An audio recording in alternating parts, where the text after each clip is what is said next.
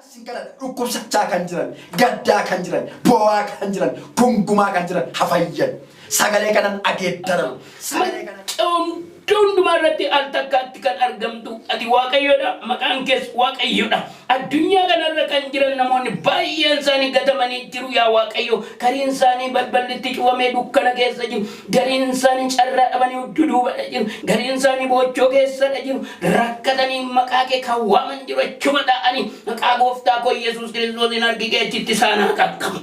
Galanni siif haa ta'u.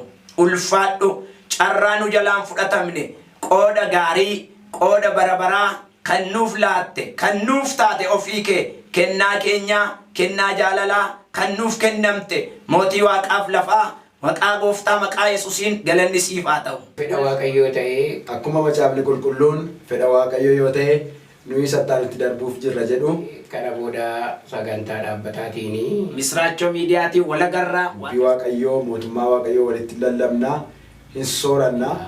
galatuma. Waaqayyo isin faana ta'u shalom shalom shalom. Gooftaan isin haa eebbisu. Shalom.